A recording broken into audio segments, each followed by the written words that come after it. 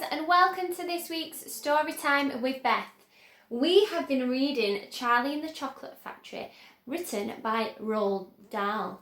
Now, when we last finished, Willy Wonka had just shouted to stop the boat. So let's see what happens next in chapter 19. Chapter 19.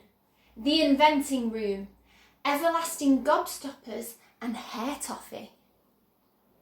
When Mr. Wonka shouted, "Stop the boat!"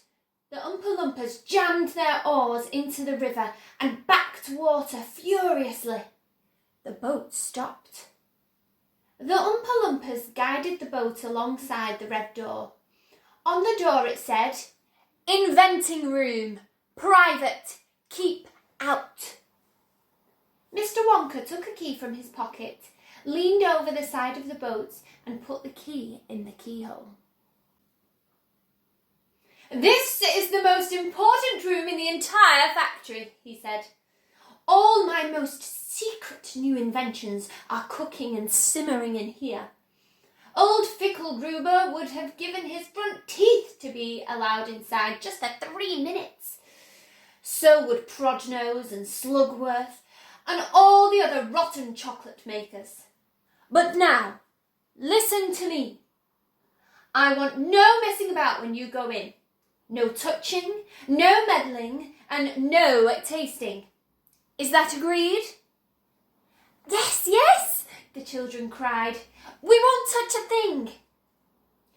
"Up to now," Mr. Wonka said, "nobody else, not even an Oompa Loompa, has ever been allowed inside here."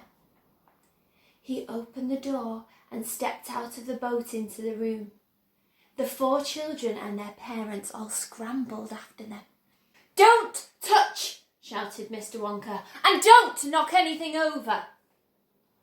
Charlie Bucket stared around the gigantic room in which he now found himself. The place was like a witch's kitchen.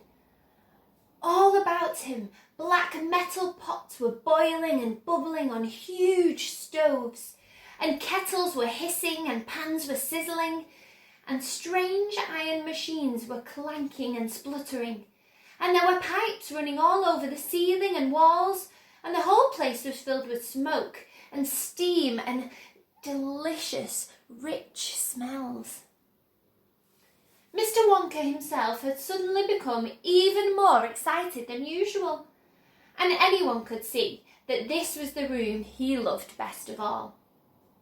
He was hopping about among the saucepans and the machines like a child among his Christmas presents, not knowing which thing to look at first.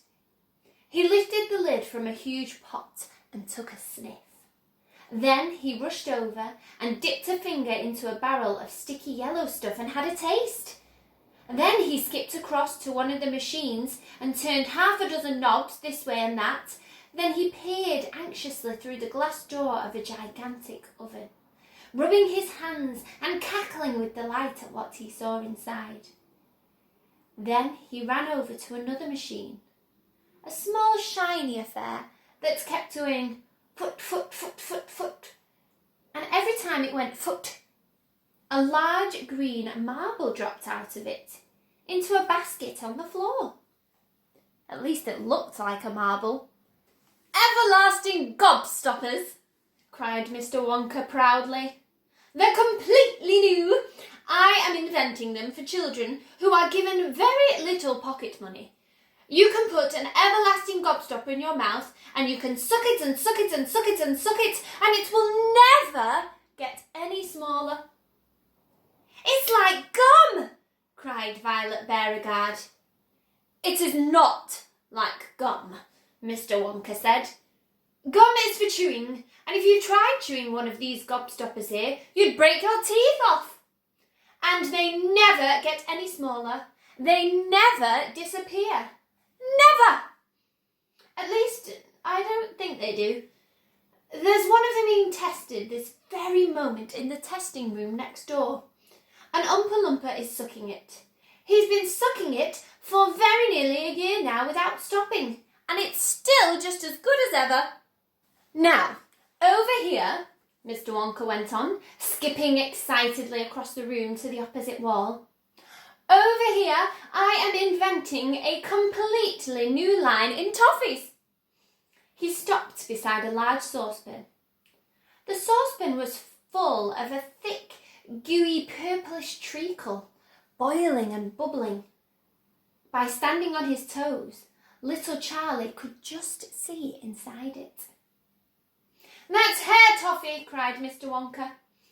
"You eat just one tiny bit of that, and in exactly half an hour, a brand new, luscious, thick, silky, beautiful crop of hair will start growing out all over the top of your head, and a moustache, and a beard."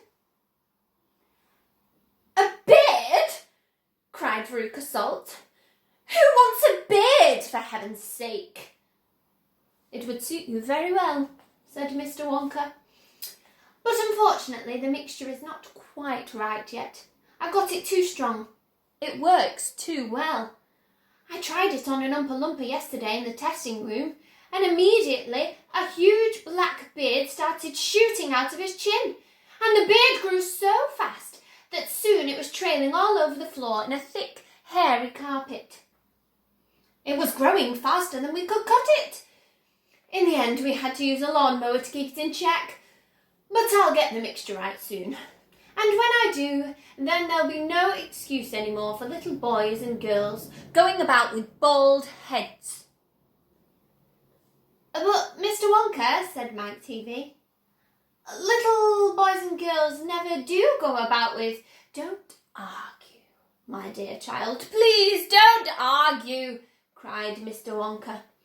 "It's such a waste of precious time. Now, over here, if you will all step this way, I will show you something that I'm terrifically proud of.